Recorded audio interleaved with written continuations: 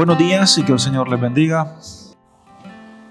Abra sus Biblias, por favor, en el capítulo 3 de este maravilloso libro. Vamos a estar estudiando desde el versículo 9 hasta el versículo 20.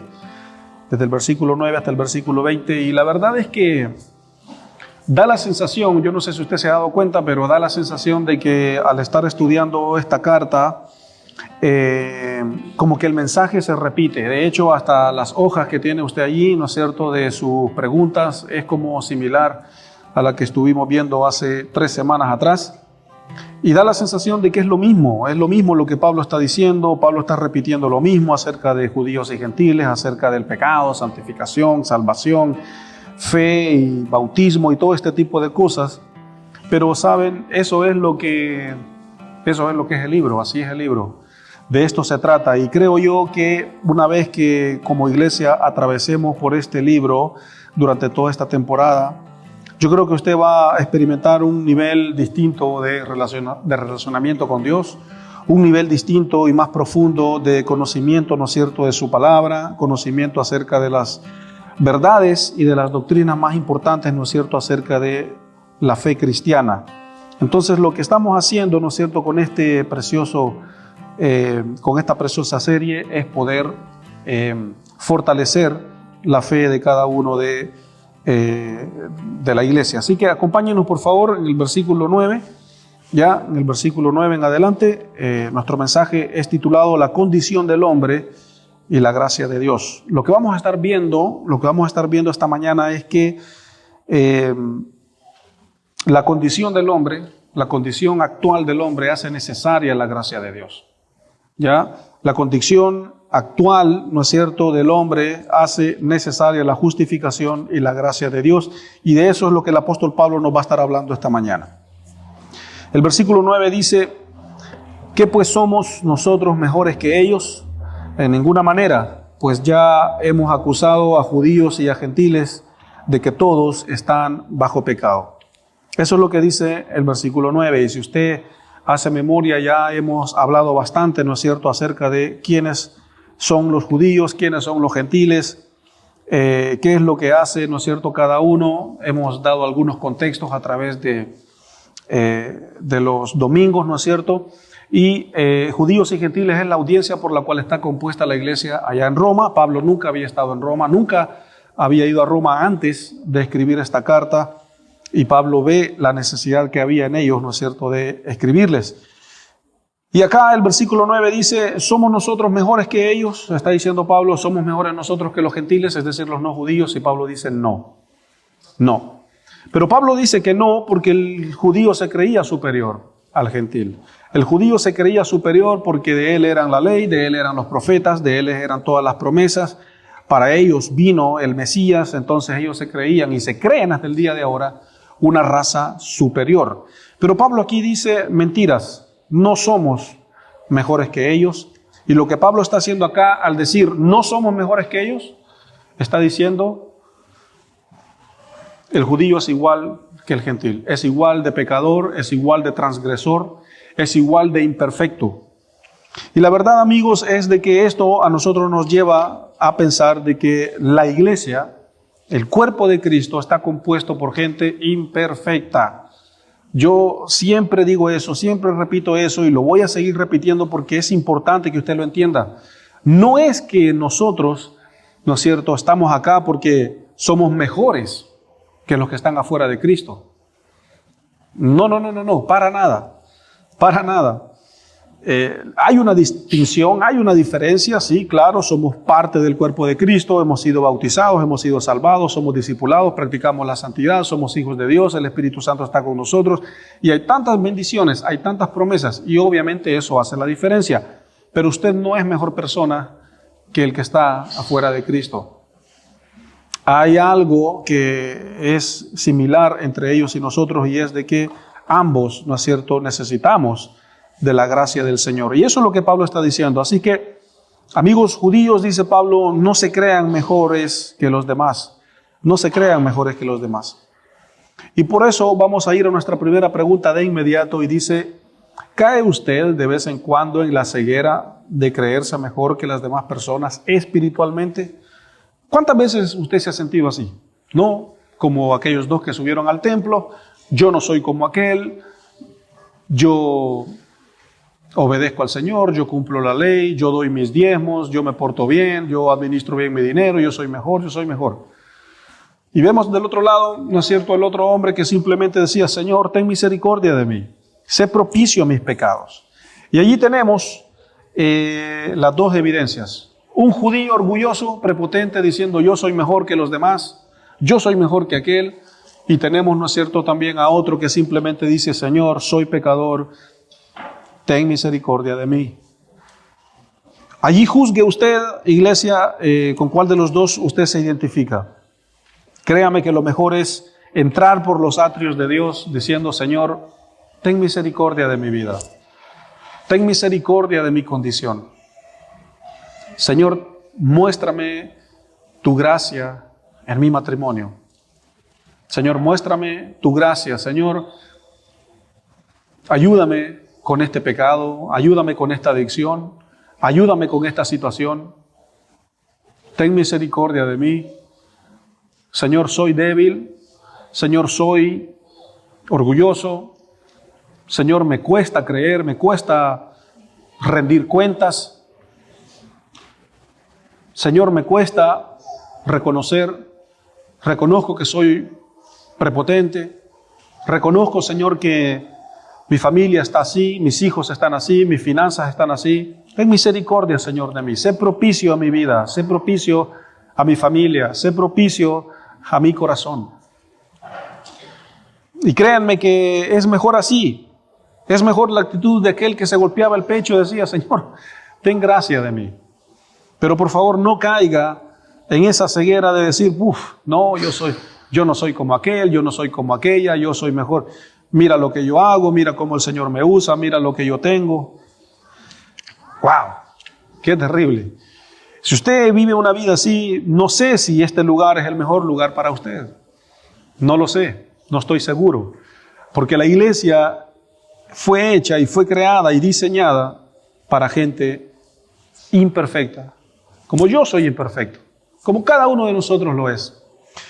Y por si esto fuese poco, tenemos en el capítulo 5 de Mateo, ¿no es cierto?, el sermón del monte, las bienaventuranzas. Jesús dice, bienaventurados los que lloran, bienaventurados los pobres de espíritu, bienaventurados porque serán consolados. Y da tantas bienaventuranzas, que la palabra bienaventurado significa bendecido. ¿Y sabe de quién está hablando allí Jesús? De su iglesia, de usted también en esta línea, de mí. Está hablando de nosotros, que nosotros somos bienaventurados porque somos pobres de espíritu. Nosotros somos los bienaventurados porque de nosotros es el reino de los cielos. Nosotros somos bienaventurados porque seremos consolados en los momentos difíciles. Y de eso está hablando Pablo acá en el versículo 9. A lo mejor usted está pensando, no, esto de los bienaventurados y todo se refiere a los no cristianos. No, créame que no. Que Dios tenga misericordia de ellos y que ojalá ellos vengan, ¿no es cierto?, a los pies del Señor. Pero está hablando de nosotros. Está hablando de nosotros. Hay de aquellas personas que van de lugar en lugar, de base en base, de iglesia en iglesia, buscando el líder perfecto, buscando el pastor perfecto, buscando la iglesia perfecta. No, aquí no hay problemas, aquí no hay dramas, aquí no hay conflictos, aquí no hay roces, aquí no hay malas miradas, aquí no hay tensiones. Pucha, me gustaría decirle que fuese así, pero no es así. No es así, no lo va a encontrar. No lo va a encontrar. Entonces, versículo 9. ¿Qué pues? Dice Pablo. ¿Somos nosotros mejores que ellos? No, en ninguna manera. Y hoy, dice Pablo, lo dejo por escrito para todos ustedes, judíos y gentiles, que todos, absolutamente todos, estamos bajo pecado. Ahora, no estoy diciendo que soy practicante del pecado, dice Pablo, pero soy constituido un pecador y necesito de la gracia de Dios. Por eso Pablo lo va a decir en el capítulo 7 de Romanos, ¿quién me librará de este cuerpo de muerte? Es cierto, todos hemos sido salvos, todos tenemos a Cristo en nuestro corazón, pero ya por eso no significa que necesitamos seguir, ¿no es cierto?, continuando practicando la santidad. De lo contrario, nuestra naturaleza pecaminosa nos lleva otra vez al pecado. Entonces, ese es el versículo 9. Responda ahí usted su pregunta. ¿Cae usted de vez en cuando en este error de creerse mejor que los demás, de creerse mejor espiritualmente que los demás? No, yo no soy como aquel, como aquella. Bueno, tengamos cuidado con eso, porque Pablo aquí nos va a dejar desnudos y sin ningún argumento, diciendo, todos necesitamos de la gracia de Dios. Ahora, lo que el apóstol Pablo va a hacer entre el versículo 10 y el versículo 18, lo que Pablo va a hacer es que va a sacar un extracto del Antiguo Testamento para cargar más su mensaje hacia la iglesia de Roma. Todos los versículos en la Biblia que vienen así en orden, versículo 10, 11, 12, y de repente se meten un poco hacia adentro, 13, 14, pero están como metidos, eso significa que son textos sacados del Antiguo Testamento. Ya cuando usted estudie la palabra de Dios o lea la Biblia, usted va a ver que en algunas partes, algunos versículos se meten un poquito. Eso significa de que son extractos del Antiguo Testamento. Por eso no podemos separar ninguna de las dos cosas. Y lo que Pablo va a hacer acá entre el versículo 10 y el versículo 8 es sacar extractos del Antiguo Testamento para enriquecer su mensaje, ilustrar su mensaje de una mejor manera. Y vamos a empezar con el versículo 10 y 11. Ya Pablo dijo, no hay ninguno, no somos mejores que ellos, judíos, ustedes no son mejores que los gentiles, así que ámense los unos con los otros. Ahora vamos con el versículo 10 y 11, están juntos.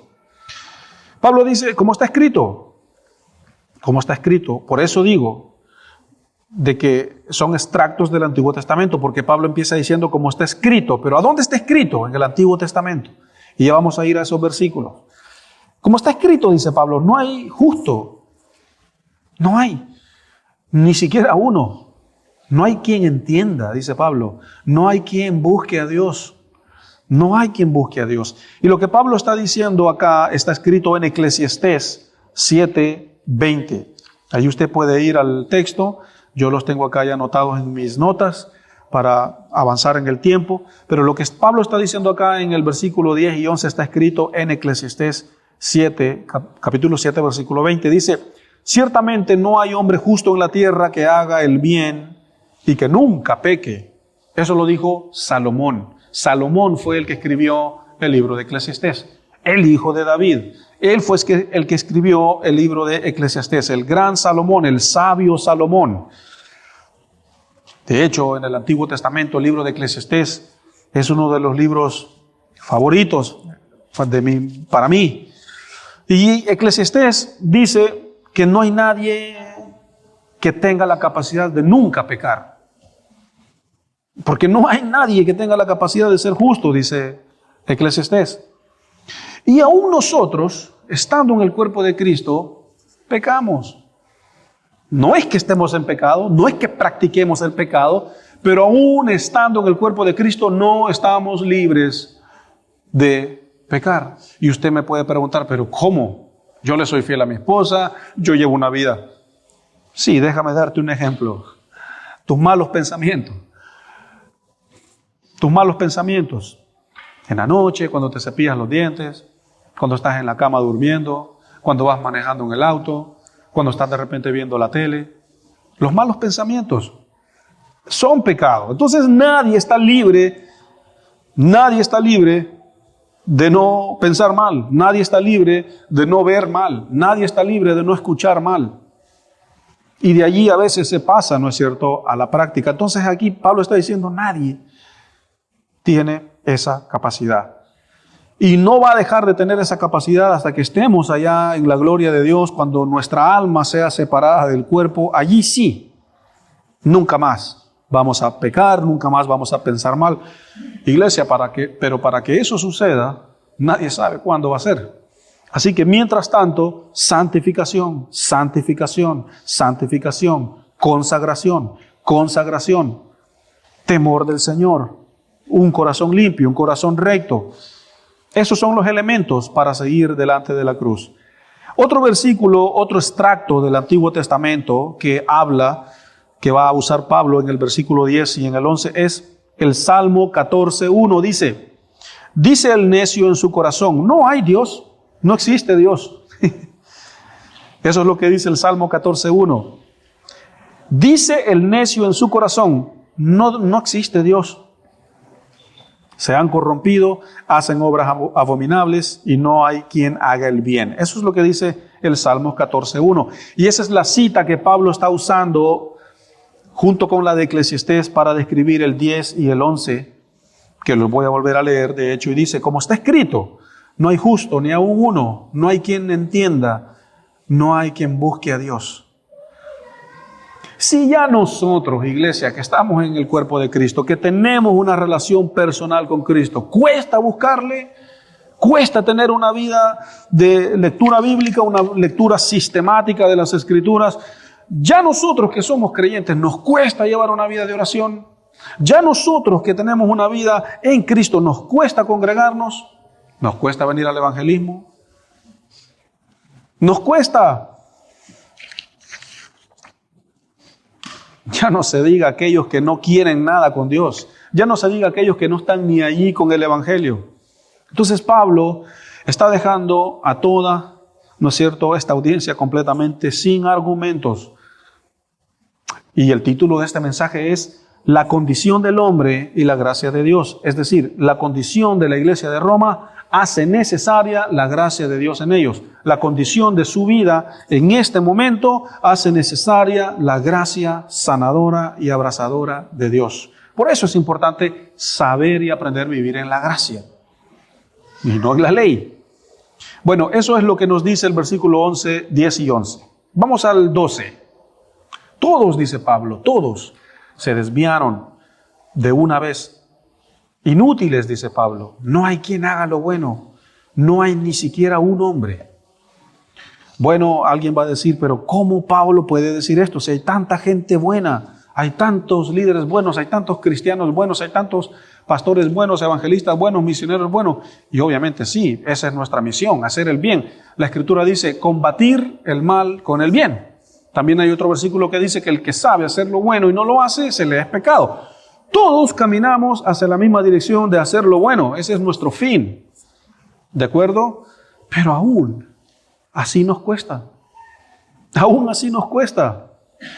Aún así cuesta. Entonces Pablo está describiendo simplemente, no la cristiandad, pero sí la condición humana. ¿Ok? Para que usted entienda bien. La condición humana. La realidad del ser humano. La hediondez de la carnalidad humana. Es esa, que nadie quiere y desea hacer lo bueno. Nadie se levanta cada día súper motivado diciendo, wow, hoy día yo voy a dar lo mejor de mí, mi tiempo. Mentira. Y no es que yo esté siendo pesimista, qué pesimista, pastor. No estoy siendo. Es la realidad, muchachos, es la realidad. Entonces, por eso necesitamos de la gracia de Dios. Y esa va a ser nuestra conclusión. Entonces, como Pablo dice, ya aquí que está sacando extractos del Antiguo Testamento para ilustrar su mensaje en el capítulo 3, lo que está escrito en el capítulo 12 es lo que está escrito en Isaías 59:7. Dice, sus pies corren al mal, se apresuran para derramar sangre inocente, sus pensamientos son pensamientos de iniquidad, destrucción y quebrantamiento hay en sus caminos. Eso es lo que está diciendo Isaías 59:7, que es exactamente lo que está diciendo Romanos 3:12. Todos se desviaron, no hay nadie que haga lo bueno. Ahora, usted puede decir, wow, pero Pablo está hablando allí de los que no conocen al Señor. No, Pablo está hablando de los que sí conocen al Señor. Entonces Isaías está hablando allí en Isaías 53:7 de los filisteos. No, está hablando del pueblo judío. Que está diciendo Isaías de que antes de que Israel se fuese al exilio no había nadie que hiciese lo bueno. Por eso se fueron al exilio. Por eso Dios trajo juicio y destruyó la ciudad de Jerusalén. Que la imagen que yo tengo de la ciudad de Jerusalén es hace 2 semanas cuando estuve allá en Viña ayudando a construir la casa, todo quemado. Yo miraba y decía, yo creo que así fue Jerusalén cuando fue destruida por los babilónicos. Juicio de Dios. Entonces Pablo está sacando extractos del Antiguo Testamento para describir la carnalidad humana y para decir, ustedes, y bueno, obviamente yo también, dice Pablo, necesitamos de la gracia de Dios. Versículo 13. Versículo 13. Sepulcro abierto es su garganta. Con su lengua engañan. Veneno de áspides hay debajo de sus labios. Iglesia, ¿no se le ocurrió a Pablo otro ejemplo más, un poco más discreto que este? Decir sepulcro abierto. ¿Se imagina usted una tumba abierta? ¿Se imagina usted un sepulcro abierto? ¿Se imagina usted un lugar, un nicho, un lugar, una tumba, un sepulcro, un cajón de muerto abierto? Perdón la descripción, lo gráfico, pero es lo que está diciendo el texto. Sepulcro abierto es su boca, es su garganta. ¿De quién está hablando Pablo acá? Del hombre en general, del judío y del gentil. Eso es lo que dice el versículo 13. Y lo que está diciendo el versículo 13 es lo que está escrito en el Salmo capítulo 5, versículo 9. Salmo capítulo 5, versículo 9 dice, porque en la boca de ellos no hay sinceridad, sus entrañas son maldad. Sepulcro abierto es su garganta, con su lengua hablan maldades. Hay cristianos, hay creyentes, hay hijos de Dios,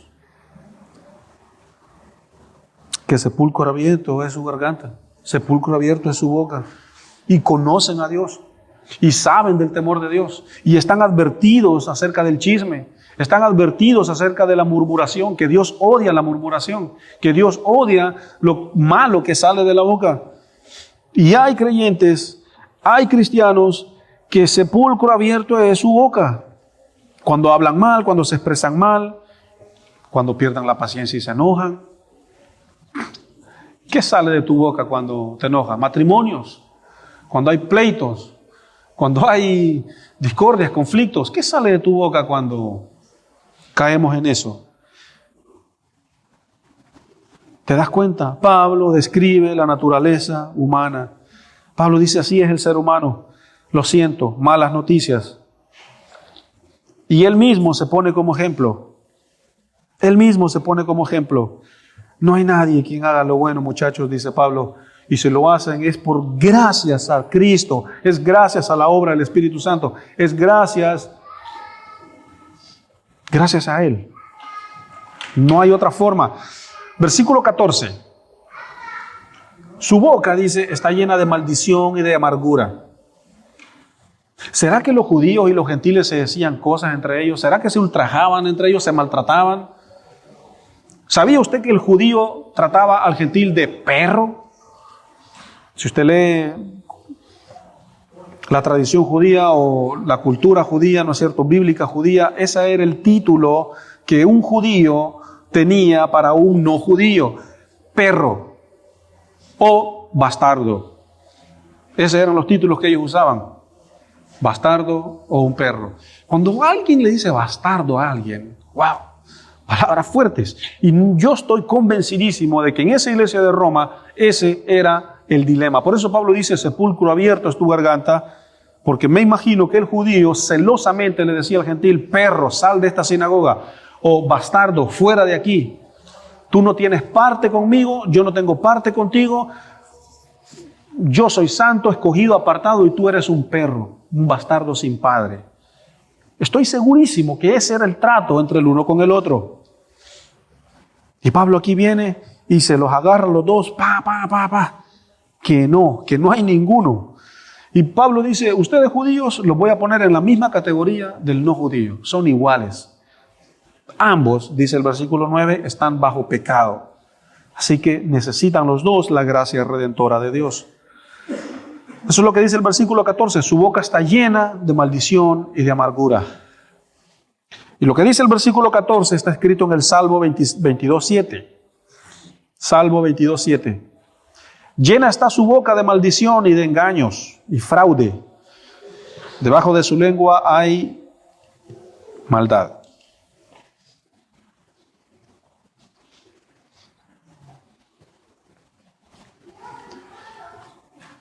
Me encanta la mente de Pablo, me encanta su actitud, me encanta su sabiduría, la forma como el Señor lo usaba.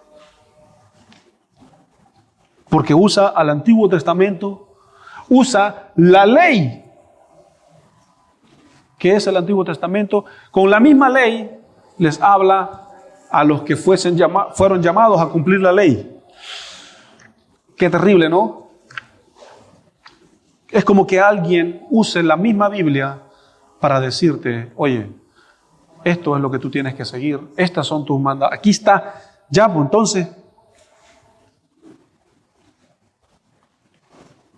como hablábamos en mensajes anteriores, de que hay no cristianos que no quieren nada con Dios por la culpa del cristiano que no guarda su testimonio. Yo sé que duele escuchar estas cosas. ¿Y ustedes creen que no hay que tener valor para estar aquí parado y decir estas cosas? Quizás a lo mejor fuese mejor decir que el Evangelio, ¿no es cierto? Tú no vas a tener problemas, no vas a tener dramas, no vas a tener conflictos. Pero qué mentiroso sería yo al decir eso. Porque no es así. Ya se los dije. ¿Por qué aquel que cuando estaba en el mundo nunca tenía problemas? Porque él y el diablo iban en la misma dirección, pero se dio la vuelta y empezó a caminar con el reino y empezó a enfrentar los desafíos. Por eso hay muchos cristianos que dicen, wow, hoy que yo estoy en Cristo tengo cualquier drama, cualquier atado, y cuando estaba en el mundo no tenía ningún problema. Muy bien dicho, es porque el diablo y el mundo caminan en la misma dirección, nunca hay conflicto, nunca hay roce, pero date la vuelta y empieza a caminar en contra y vas a ver cómo te va a ir. Es parte de la vida cristiana.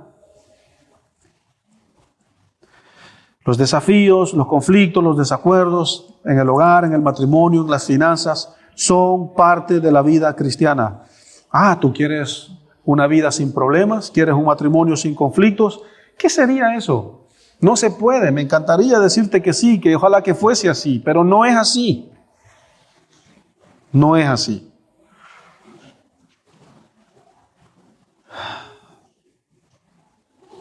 Versículo 15. Sus pies, dice Pablo, se apresuran para derramar sangre. Esto es lo que dice Proverbios 1:16. Proverbios 1:16 dice esto. Porque sus pies corren hacia el mal y van apurados a derramar sangre.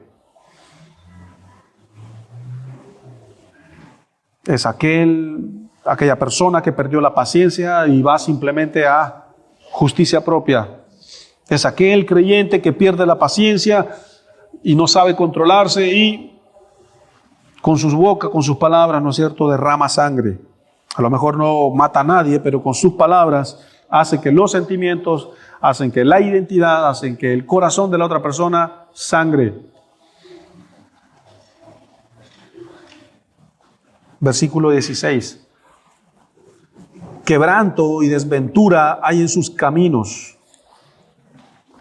Bueno, no tengo un versículo específico para el versículo 16 del Antiguo Testamento, a lo mejor lo habrá, no lo busqué, pero lo que sí está diciendo el versículo 16 es la condición de Israel en el tiempo de los profetas, en el tiempo de los profetas. Eso es lo que dice el versículo 16.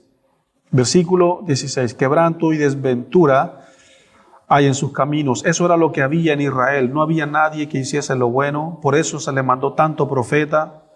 Los profetas menores, los profetas mayores, vengan al arrepentimiento, vuélvanse a Dios. Isaías dice, 2 pecados ha cometido mi pueblo, me han dejado a mí fuente de agua viva y han excavado su propia tumba.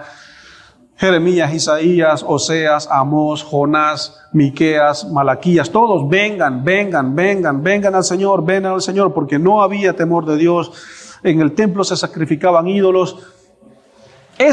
La condición de Israel en el tiempo de los profetas era lo que dice el versículo 16, quebranto y desventura. Dice, todos tienen los caminos torcidos.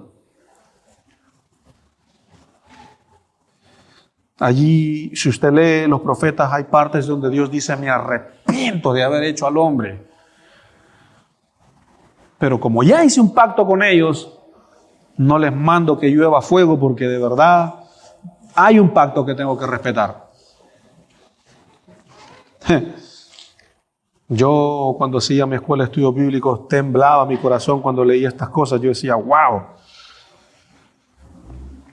Bueno, versículo 17. Y no conocieron camino de paz. Eso es lo que, no tengo tampoco otro versículo para el 17, pero es la condición de Israel justo antes de irse al exilio. Justo antes. Nadie hacía la paz. Hay un versículo que dice de que los israelitas vendían hasta por un par de zapatos a los esclavos. Todo aquello era maldad, todo aquello era... No había paz. Después se fueron, ¿no es cierto?, allá al exilio, y bueno, allá en el exilio tuvieron paz, pero no tanto tampoco. Y estos son los extractos de Pablo del Antiguo Testamento para describir su mensaje en el capítulo 3 de Romanos. Versículo 18, no hay temor de Dios delante de sus ojos. Eso es lo que dice el Salmo 36.1. Salmos 36.1, ahí usted lo puede anotar. Dice, la iniquidad del impío le dice al corazón, no hay temor de Dios delante de sus ojos. Este es el, dale nomás, no pasa nada, démosle, no hay problema. ¿Y qué nos van a decir? Yo no estoy ni allí, me da lo mismo.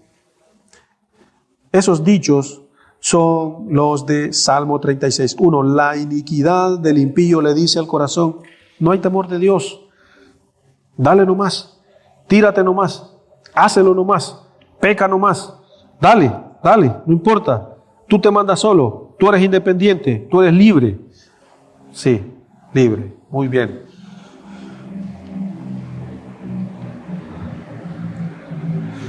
Versículo 19. Si usted se da cuenta, espero que en su Biblia esté así, casi todas las Biblias están así. En el versículo 19 ya los versículos no están metiditos hacia adentro, sino que ya vuelven, ¿no es cierto?, para afuera y vuelven una vez para abajo. Porque ya Pablo ya no va a hablar del Antiguo Testamento, ya no va a sacar extractos del Antiguo Testamento. Y el versículo 19 dice, pero sabemos que todo lo que la ley dice, lo dice a los que están bajo la ley. Bueno, tengo que parar acá y explicar esto, porque Pablo está diciendo que todo lo que la ley dice, se los dice a los que están bajo la ley. ¿Y quiénes estaban bajo la ley? Judíos. Gentiles estaban bajo la ley del pecado, gentiles bajo la ley de la letra. Entonces, el versículo 19 dice, pero sabemos que todo lo que la ley dice y está escrito, lo dice para todos los que están bajo la ley. Pablo dice para que todos se callen, para que toda boca se cierre y todo el mundo quede bajo el juicio de Dios. Eso es lo que hacía la ley. Eso es lo que hacía la ley de Dios. La ley de Dios simplemente instruía, simplemente mostraba el pecado, pero la ley de Dios no te quitaba la culpa. La ley de Dios no te cambiaba, no te transformaba, solo sacaba a la luz tu pecado. Entonces lo que la ley hace, o lo que la ley hacía, ¿no es cierto?, en el Antiguo Testamento, es agarrar a todo el ser humano, agarrarlos a todos y meterlos en el mismo tarro, todos bajo el tarro de la ley, y todos están bajo pecado. Y eso es lo que Pablo está diciendo acá en el versículo 19 en Romanos. Todos ustedes están bajo pecado. Entonces, ¿cómo salgo yo de allí?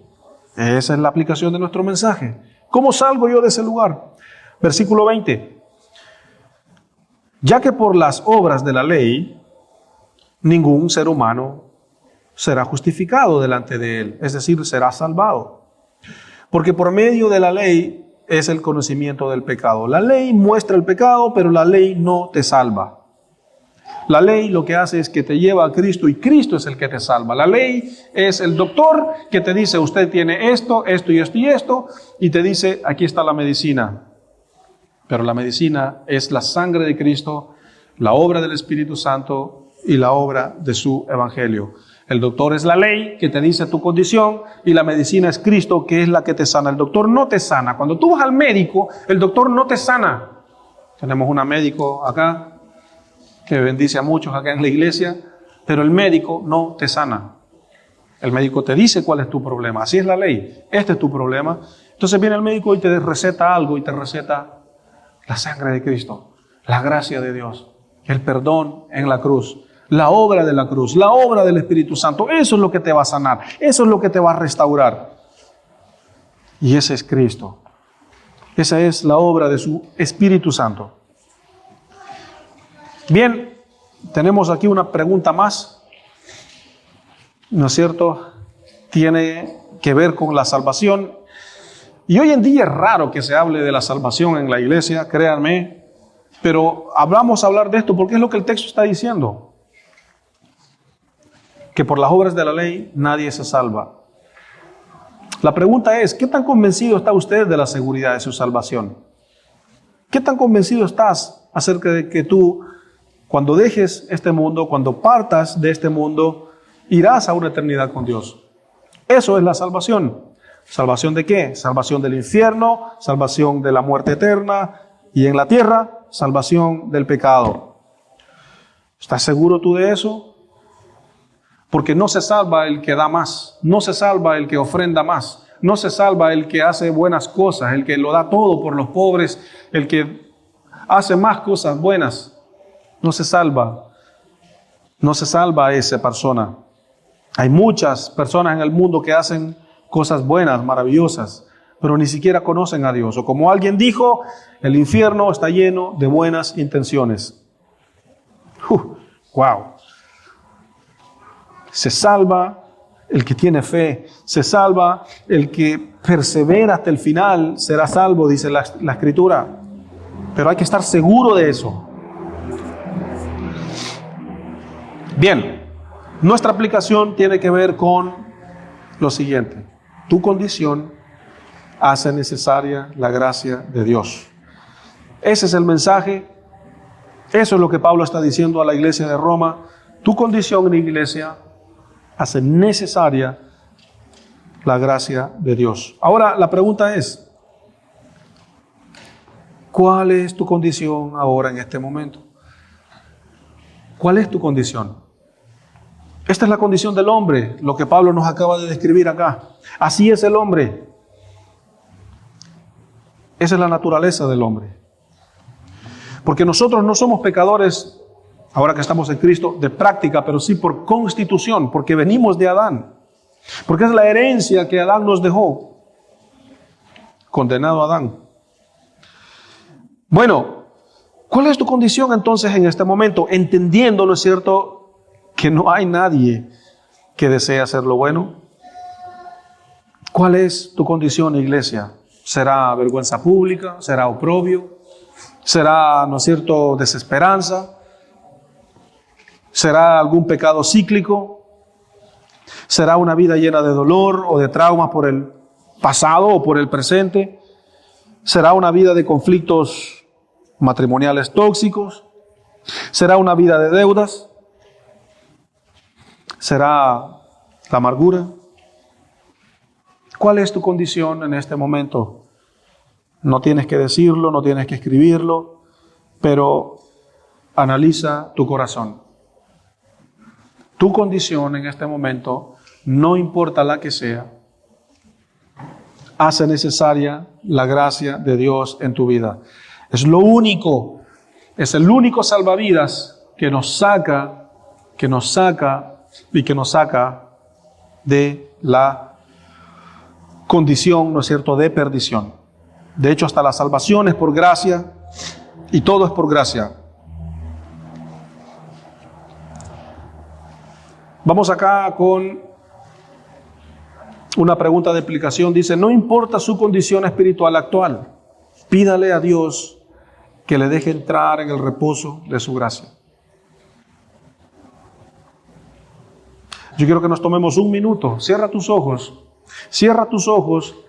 piensa en tu condición, en la condición espiritual en la que estás, en la condición de tu familia, de tus hijos, de tu familia, de tu casa, de tu iglesia. Piensa en esto y pídele a Dios que te deje entrar en el reposo de su gracia. Hagamos un minuto de silencio para que usted pueda orar y decirle a Dios, déjame entrar en el reposo de tu gracia. que es lo que me saca y lo que me rescata. Ayúdame a entender, necesito una revelación de tu gracia. Que si 70 veces caigo, 70 veces me levantarás.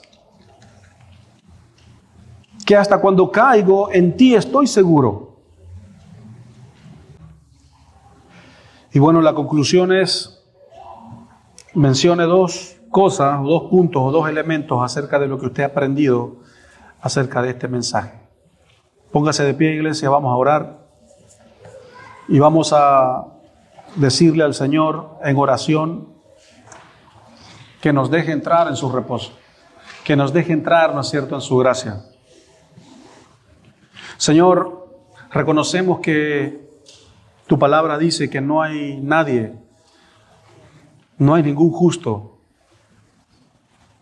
Ah, ¿tú eres justo? Bien, no te creo.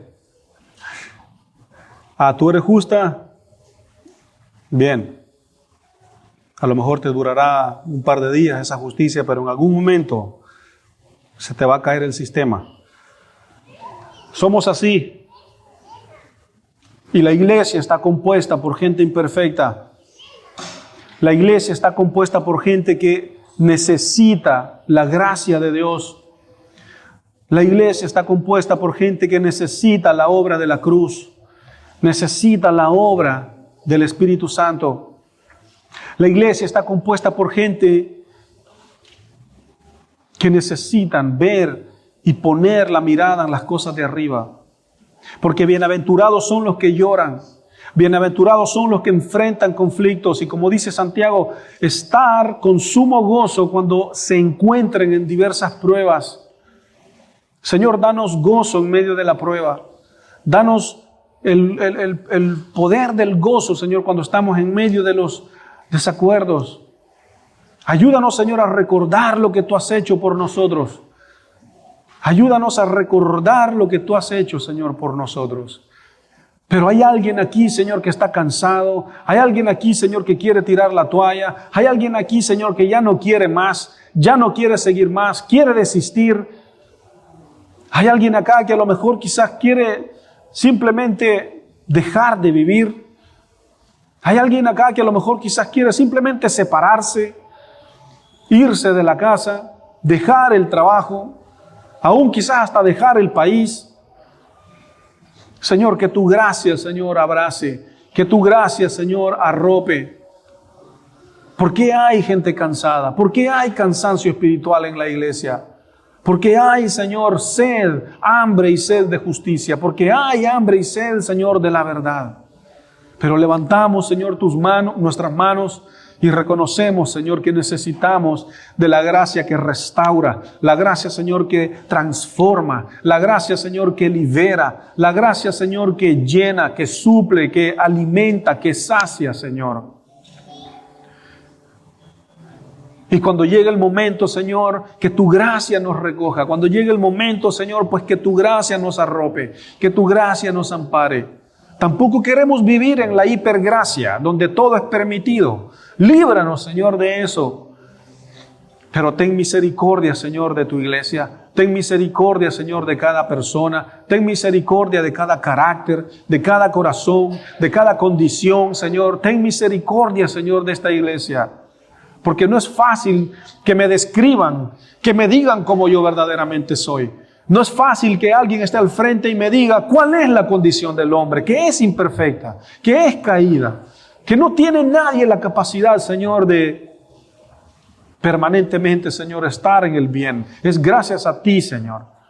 Porque nadie aquí está libre del pecado, porque nadie está aquí libre de los malos pensamientos, nadie está libre de las tentaciones. Vivimos, Señor, en una sociedad mala, corrupta, podrida. Entonces, danos de tu gracia, Señor, para permanecer en medio de tanta maldad, en medio de tanta confusión, en medio de tanta ideología de género, en medio de tanta, Señor, de tanto cambio, donde nadie respeta la autoridad, donde nadie, Señor, se quiere someter, donde nadie quiere seguir, Señor, las órdenes. Señor, renunciamos al hecho de que la sociedad disipula a la iglesia, que la sociedad le dice a la iglesia cómo tiene que vivir. Señor, rechazamos y reprendemos, Señor, toda obra del enemigo en el nombre de Jesús. Y queremos, Señor, permanecer y que la sociedad, Señor, que nosotros iluminemos a la sociedad, que nosotros, Señor, permanezcamos firmes en la verdad, que soy un hijo de Dios, que yo he nacido de nuevo, que yo no soy el mismo, que yo no me voy a dejar influenciar, de que mi fe permanecerá, Señor, firme, y que voy a pelear, Señor, por mi fe, y voy a pelear por mi santificación, y voy a pelear por mi hogar, voy a pelear por mi matrimonio, voy a pelear por mis hijos, voy a pelear, Señor, por esas finanzas, voy a pelear de la mano de la gracia, de la mano del Espíritu Santo, de la mano de Cristo. En el nombre de Jesús, Señor, rompe, Señor, las fortalezas, libera, Señor, las mentes de tu iglesia, aquellas mentes, Señor, que están esclavizadas, aquellas mentes donde hay fantasía de pecar, fantasía de hacer lo que tú quieres. Señor, rompe el poder de la fantasía, rompe el poder, Señor, de la duda, el poder del miedo. Ministra, Señor, a tu iglesia. Reconocemos que nuestra condición hace necesaria, Señor, que tu gracia llueva en nosotros. En el nombre de Jesús, Señor, hácenos conscientes. No queremos ser una iglesia, Señor, solo de decir que somos iglesia. Queremos ser portadores, Señor, de la fe, portadores, Señor, de tu gloria, portadores, Señor, de los principios y de los valores del reino. Iglesia, levántate. Iglesia, empieza a caminar, empieza a marchar, empieza a pelear por tu fe. Allí donde estás, levanta tu voz y empieza a orar. Empieza a orar por tu condición. Que Dios tenga misericordia. Que Dios traiga el cambio. Que Dios traiga el fruto del Espíritu a tu vida. Que el reino venga a tu vida. Vamos, no te quedes callado. Empieza a orar. Empieza a orar. Empieza a orar. Clamamos, Señor, por un avivamiento en nuestra mente. Un avivamiento en nuestro corazón, Señor. En el nombre de Jesús, Señor, sacude nuestra fe. Sacude, Señor, nuestras vidas. Queremos volver a casa, Señor, convertidos, Señor, santificados, consagrados, Señor, con elementos para pelear por una nueva semana, para pelear, Señor, por un nuevo desafío, Señor.